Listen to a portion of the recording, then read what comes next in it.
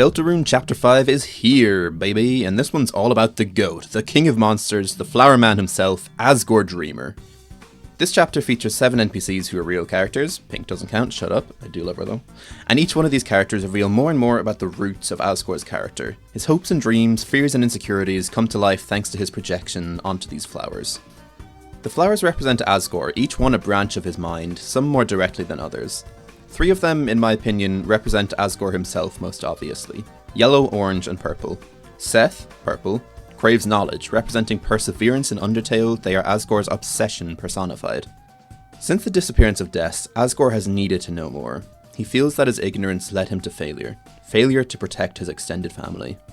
If only Asgore had known what a dark world was, maybe he could have saved Des when whatever happened. Now, in the wake of the disappearance of Des and the collapse of the Dreemurr and Holiday households, Asgore still needs to know exactly what happened. If only he knew, if only everyone knew, then no one could blame him. He's desperate for knowledge, obsessed. He has no choice but to persevere through his ignorance. Over the past however many years, he's never given up on searching for the truth, no matter what people say about him. No matter how crazy and broken they think he is. And this does bring him to the understanding of dark worlds, at the very least, but poor Asgore has no idea just how truly in the dark he is. Nevertheless, he persists. Seth is the manifestation of this perseverance. They truly want to learn. They observe which attack patterns you struggle with most against Aqua. They try to coordinate and strategize with the rest of the flowers. They want to know more than just battle strategies too. They are fundamentally curious about everything they see. To some extent, Seth is a detective. On the other hand, Yellow is not a detective but a sheriff. The embodiment of Asgore's sense of justice, Yellow has great and noble intentions but falls short on ever delivering. Yellow has a truly pure heart. He wants to punish wrongdoers and protect the righteous, but he is, not to put too fine a point on it, stupid. His view of morality is incredibly one-dimensional, separating the world into criminels and innocents without nuance. He's easily led astray by Susie and Rousey. Yellow is Asgore's insecurity as a protector. This is how Asgore sees himself at the time of Des's disappearance. A buffoonish lawman, too naive to save anyone, too ignorant to be a hero. If he had been smarter and more self-aware, perhaps he could have seen how foolish he was to let Des go missing in the first place. And when Yellow fails to uphold his morals, he turns to self-flagellation. The running gag of Yellow trying to kill himself is hilarious, but it points to a darker recess of Asgore's mind. At his lowest, Asgore may have believed that he deserved to die, that he should be the one to do it. He sees himself as an idiot, too cheerful and clueless to be a responsible lawman. Well-meaning, anyone can see that, but good intentions alone can't save anyone from their fate. Yellow is a part of Asgore that he wants to reject. While keeping justice in his heart, Asgore needs to mature. He needs to be stronger and stay courageous. Orange is courage, and courage is Orange. But Orange's whole deal is that she isn't nearly as courageous as she wants to be. We first see her using projections to make herself seem much bigger than she is. She runs to Pink when she's bullied by Rousey, and her attacks just kinda suck when she's not confident. Flowery gives her the confidence boost she needs to actually demonstrate that she is strong. She's just not been brave enough to put her strength to use. This might be a stretch, but Orange brings to mind a paper tiger, someone who puts up a facade of strength but will crumble under pressure. I mean, she's orange and she projects herself behind paper, maybe that's something. Not that she is weak, but she worries she's a paper tiger.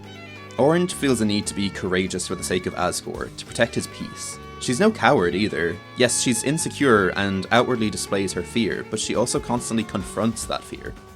She's willing to fight Chris even though she worries she isn't strong enough because she's actually brave. Courage isn't a lack of fear, it's being able to confront and overcome your fear time and time again. What does this say about Asgore? That he struggles to overcome his fear and tries to do so anyway. He believes, and was seemingly shunned by his hometown for believing, that the Dark World was the cause of Des's disappearance. People clearly think he's a bit tapped for trying to make others believe in the supernatural, but he's still had enough belief in himself to put this theory forward. It's scary to speak your truth when that means being judged and outcast by everyone around you, yet Asgore still did it. Orange is constantly self-critical of her own bravery in a way that I think Asgore must be. Always wanting to be braver, to show how strong she really is. Neither of them believe it, but they are truly courageous. Yellow, orange, purple. Those are the 3 flowers that I think most directly represent how Asgore thinks of himself. Kind of evokes a sunset, doesn't it? As for the other flowers, I think 3 of them represent his feelings for his family. Aqua is the most obvious comparison to Chris. Chris's health bar in battles is aqua-coloured, they both like knives, they're both mischievous. Aqua is the most childish of all flowers. She's curious, innocent, naive. She prioritises having fun and learning new things above any kind of values. She's energetic and bouncy, and she barely understands what's going around her at all times. But does her behaviour actually line up with Chris's? Is Chris childish and naive? Not by the time we meet them. At the start of the game, Chris is withdrawn, quiet and lonely. Asriel has moved out, they don't talk with Noelle anymore, and they don't have any friends in school. They've been traumatised by something. They've been to therapy and display serious mental health issues, judging by the bloodstain in their room and the way Toriel comments that they have a habit of going to the bathroom and leaving the taps running. It's implied that Chris has been self-harming before the game, and whatever relationship they have with the soul can't be healthy. This doesn't line up with Aqua at all, but then Aqua doesn't represent Chris as they are now. Aqua is Asgore's idea of Chris, as an unruly and innocent child. He doesn't live with Chris anymore, and he's not an emotionally intelligent man. I think Chris's problems have completely flown under his radar.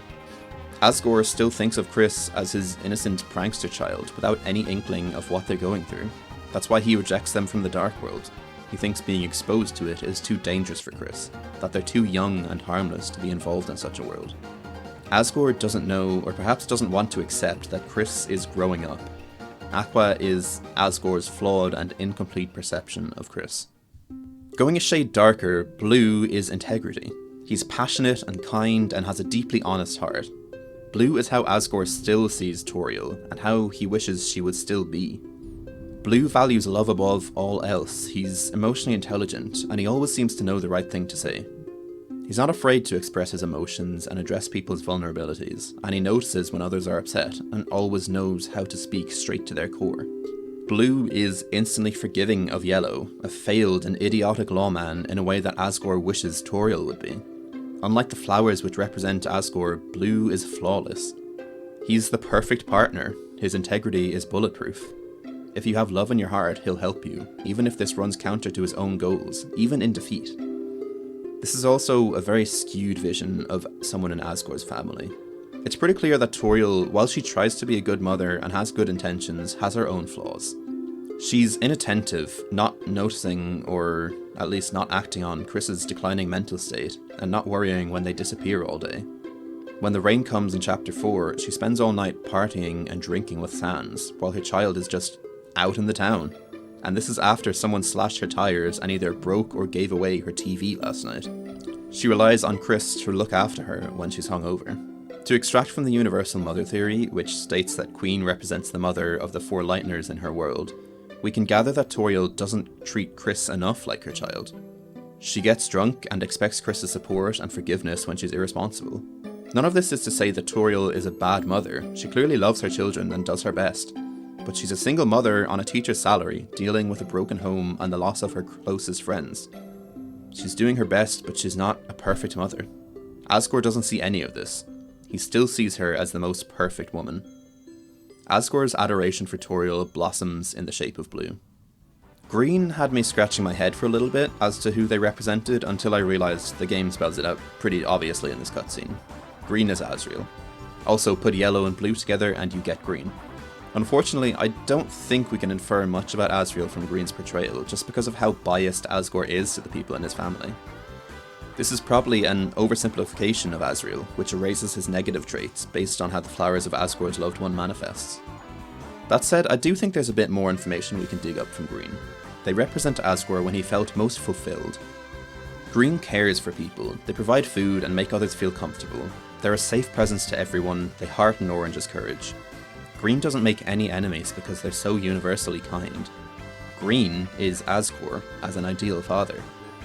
It's a part of himself that Asgore has left behind because of his obsession with finding the truth, and tragically, it's where Asgore would have done the most good for everyone in his life. His search for answers led him to become isolated and emotionally erratic, and he isn't capable of caring for himself properly, let alone others. Asgore wants to be just and courageous to persevere through his pain, but he was at his best when he was kind.